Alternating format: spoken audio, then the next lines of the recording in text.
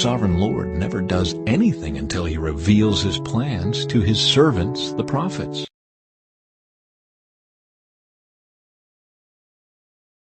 Most of the tension will be connected directly or indirectly to their stance and the role they play in the conflict between Russia and Ukraine. 4. There is currently a huge production of weapons of mass destruction by world powers and some countries advanced in war technology. There shall be great display of these weapons as these world powers shall flex muscles. This will create a great atmosphere of fear worldwide. But be still and know I am God. Today, a senior U.S. government official rejected a new claim by Russia's defense minister. He claimed that Ukraine is preparing to detonate a radioactive dirty bomb with Western help on its own territory. Well, bombs did, in fact, target Ukraine today. They were Russian.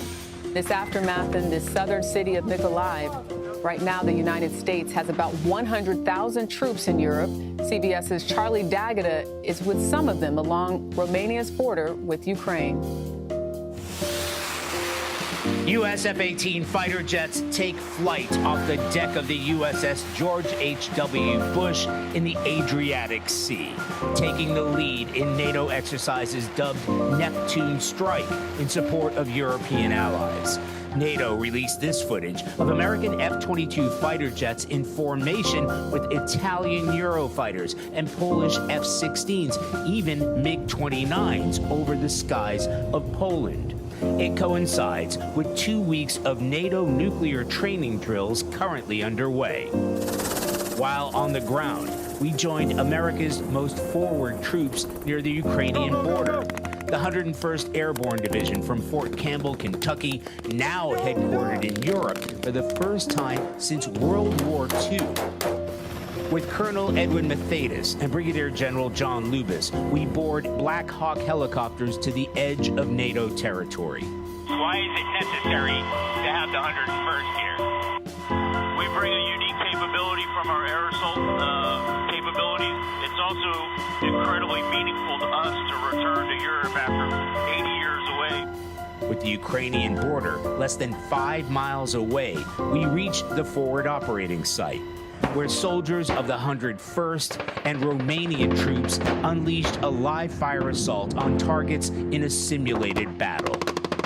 This is exactly the kind of combat scenario Ukrainian forces are facing every single day. The big difference here is these Romanian troops are backed up with U.S. military firepower. Every shot has to count. Every training event has to be the best we could do. It's something that our allies want to emulate, and then, of course, our adversaries are watching. A show of force for America's allies and adversaries alike. It's reported the United States has accelerated the storage of its mainstay nuclear bomb to NATO bases in Europe.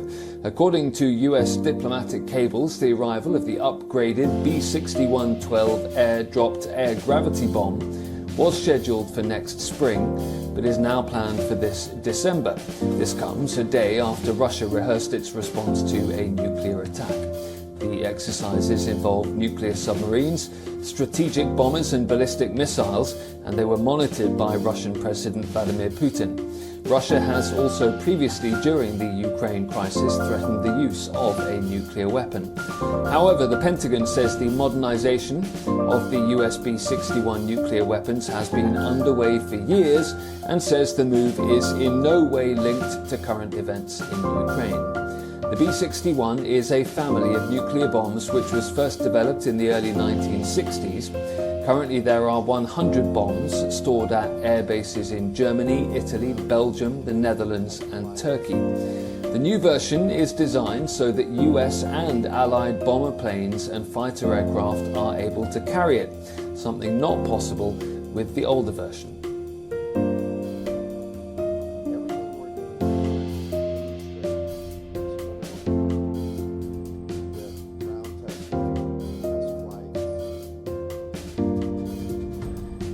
And I'm now joined by someone called Daniel. I don't know much more about Daniel. Daniel, could you introduce yourself and then we can get chatting?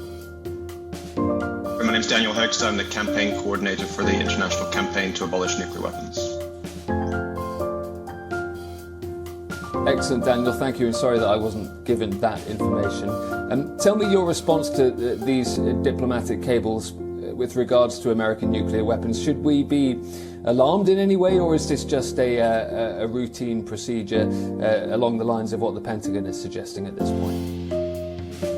Well, I mean, I think it is alarming. I mean, as you alluded to, there's no clear reason practically or militarily to accelerate the delivery of these so-called upgraded nuclear weapons to the NATO hosting states that you mentioned. So one has to conclude that it is about signaling to different audiences. I mean, Russia has been engaging with some seriously irresponsible and dangerous rhetoric around potentially using nuclear weapons on Ukraine. And unfortunately, there are voices in the United States and in NATO and NATO member states who feel that the response to those kinds of threats should be to engage in sort of saber rattling as well. And I think that's what this is. And also there's probably an intention to simultaneously also reassure member states, NATO member states, and in so doing enforce a kind of discipline and unity among them. But certainly this kind of signaling is still extremely dangerous.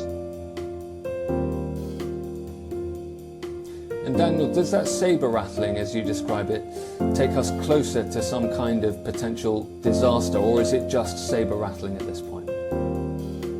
Well, saber rattling is never just saber rattling when it comes to nuclear weapons. I don't think there's anyone who can credibly say that they can predict Vladimir Putin's thinking on this. It's a deeply unpredictable and precarious situation, not least when it comes to the nuclear weapons dimension of the war. And there's probably a lot going on behind the scenes at the Kremlin that we don't know about. The problem with nuclear deterrence, which is what this saber rattling practice is that it works until it doesn't, and when it doesn't, the humanitarian consequences are absolutely catastrophic, and there's no meaningful response possible.